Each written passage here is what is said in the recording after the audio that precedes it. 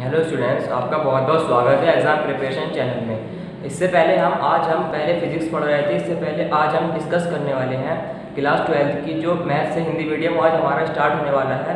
तो उस Hindi medium class 12 के मैथ में आज हमने एक टॉपिक एक चैप्टर डिस्कस करेंगे, इनवर्स ट्रिग्नोमेट्रिक फंक्शन। अब इनवर्स ट्रिग्नोमेट्रिक फंक्शन से पहले हम इसके बारे में कुछ इंट्रोडक्शन इसके बारे में पढ़ेंगे। तो सबसे पहले हम पढ़ते हैं इंट्रोडक्शन में कोणों का मापन यानी मेजरमेंट्स ऑफ एंगल।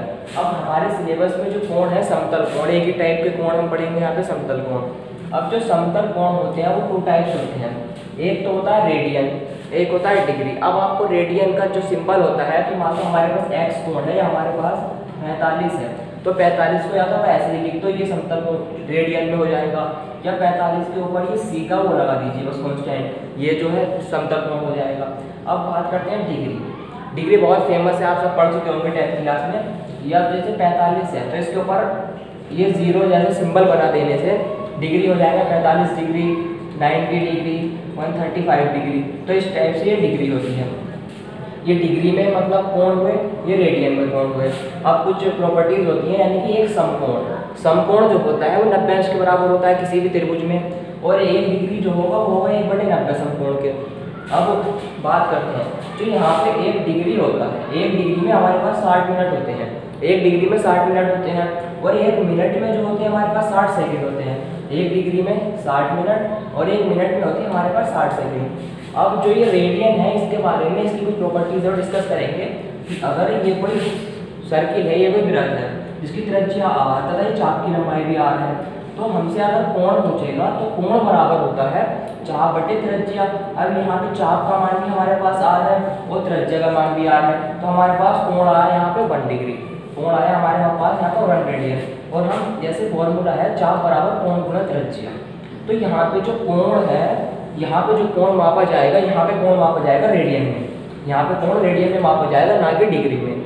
और अगर हमें कोण भी दे रहा है, हमें त्रिज्या भी दे रही है, हमसे r का मान पूछे यानी चाप की लंबाई, चाप की लंबाई पूछे, तो चाप की लंबाई का डायरेक्ट फॉर्मूला होता है पाई r थीटा अपॉन 180, ये होगी हमारी चाप की लंबाई। अब देखते हैं आगे कि पाई रेडियन का मान कितना होता है डिग्री में। जो पाई रेडियन होता है उसका 180 डिग्री मान होता है, और 1 रेडियन का मान कितना होता है कि 180 बटे पाई, 1 रेडियन का मान होता है 180 बटे पाई के। अब आता है 2 पाई रेडियन, 2 पाई रेडियन का मान होता है 360 डिग्री, 2 पाई रेडियन का मान। अब आता है 1 रेडियन, 1 रेडियन का मान जो होता है अप्रोक्सीमेट जो होता है वो 60 डिग्री के बराबर होता है, बोलो तो 57.9 डिग्री है, तो यहाँ पर 60 डिग्री के बराबर होता है 1 रेडियन का मान। और 1 डिग्री का मान जो होता है वो होता है अप्रोक्सीमेट 18 रेडियन के बराबर। अब इसी पर ये क्वेश्चन बनता है कि साइन 1 डिग्री और साइन 1 रेडियन और साइन 1 डिग्री में कौन सा बड़ा है। हम जानते हैं 10th में अगर साइन थीटा में थीटा का मान बनाएंगे हम, तो साइन की वैल्यू भी बढ़ेगी, साइन थीटा की वैल्यू बढ़ेगी, पूरा मान बढ़ेगा इसका। तो हम पढ़ते हैं साइन 1 रेडियन बराबर कितना है 60 डिग्री, और साइन 1 डिग्री है, तो थीटा का मान बढ़ रहा, तो यहाँ तो हो गया हमारा साइन 60 डिग्री, तो यहाँ हो गया हमारा साइन 1 डिग्री। थीटा का मान यहाँ पे ज़्यादा है तो साइन थीटा का मान ये ज़्यादा हुआ, तो इसका आंसर ये हो गया है कि साइन 1 डिग्री जो है, साइन 1 रेडियन जो है साइन 1 डिग्री से बड़ा है, तो इसमें ये ऑप्शन हो जाएगा। तो आइए अगला टॉपिक डिस्कस करते हैं हम ट्रिग्नोमेट्री में, यानी कि सबसे पहले फॉर्मूला पढ़ते हैं लाल बटे कर्ण का। इसका क्या मीन्स होता है, हमारे पास त्रिभुज है, समकोण त्रिभुज ABC है, और इसका जो बी कोण है समकोण यानी 90 अंश का है, तो ये 90 अंश का कोण है, तो ये होता है हमारा लंब जो ऊंचाई होती है, और जो सबसे ज़्यादा लंबाई होती है वो कहाँ होती है, और सबसे छोटी लंबाई होती है वो होता है बेस यानी कि आधार। अब हमसे पूछा यहाँ पे साइन थीटा का मान क्या होगा, तो ट्रिक होती है साइन थीटा बराबर लंब बटे कर्ण, तो लंब बटे कर्ण हो गया। अब हमारे पास आता है कोसेक थीटा, कोसेक थीटा बराबर होता है 1 साइन थीटा, जब अनुकोण में रखेंगे हम इसको, तो कोसेक थीटा का मान यहाँ से हमारे पास आधार बटे कर्ण आ जाएगा। अब आता है सेक कोस थीटा, कोस थीटा जो होगा हमारे पास, कोस थीटा बराबर होगा आधार बटे कर्ण। अब सेक थीटा का मान हमसे पूछा है, तो सेक थीटा का मान बराबर होता है 1 कोस थीटा। अब आधार बटे कर्ण का उल्टा करोगे आप, तो आधार कर्ण बटे आधार आ जाएगा।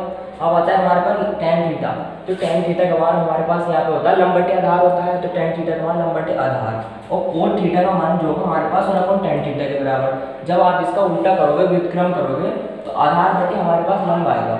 अब ये फिर में है, बहुत इंपॉर्टेंट है, वैसे इसका यूज तो नहीं है ज़्यादा, ये फिर में है, ऐसे हमारे पास ABC त्रिभुज है, ये लंब है, ये आधार है, ये कर्ण है, और इसका एक कोण समकोण जो नापना है इसका, तो कर्ण का स्क्वायर यानी इसका स्क्वायर बराबर आधार का स्क्वायर प्लस लंब के स्क्वायर के बराबर होता है। अब कर्ण है हमारे पास AC का स्क्वायर, आधार है हमारे पास BC का स्क्वायर और लंब है हमारे पास AB का स्क्वायर। तो ये होगी हमारी पाइथागोरस प्रमेय, पाइथागोरस, ये हमारी पाइथागोरस प्रमेय होती है। अब बात करते हैं कुछ सरल समीकरण बहुत इंपॉर्टेंट कि sine square theta plus cos square theta, यानी यहाँ पे जो sine square theta plus cos square theta के अगर हम वैल्यू को जोड़ेंगे किसी भी एंगल पर तो उसका मान हमेशा बना आएगा। और दूसरी सरल समीकरण है sec square theta minus tan square theta, यानी इन दोनों का हम घटाएंगे सेक स्क्वायर थीटा को और टेन स्क्वायर थीटा को किसी भी एंगल पर तो उसका मान भी हमारे पास बना आएगा। और तीसरी सरल समीकरण होती है हमारे पास cosec square theta minus cot square theta, यानी किसी भी एंगल पर इन दोनों को घटाएगा तो उसका मान भी बना आएगा। अब एक चिन्ह परिपाटी देखते हैं, इसमें बहुत ज़्यादा कंफ्यूजन होता है कि कौन से चतुर्थांश में कौन सा जो tan है वो साइन है, कौन सा एंगल मतलब प्लस है, पॉजिटिव है, निगेटिव है। तो उसके लिए ये एक ट्रिक होती है कि add sugar to coffee, add से यानी ऑल प्लस, शुगर से साइन और कोसेक, साइन का उल्टा कोसेक होता है, टी से tan, tan का उल्टा कोट, और कॉफी से सी से कोस और सेक का उल्टा सेक। अब जो पहला चतुर्थांश होता है उसमें जो होती है सभी, यानी sine cos tan cot sec cosec सब जो प्लस के होते हैं। अब दूसरा वाला जो होता है यानी साइन और कोसेक यानी शुगर, तो दूसरा वाला जो होता है उसमें जो चतुर्थांश में साइन और कोसेक प्लस के होते हैं।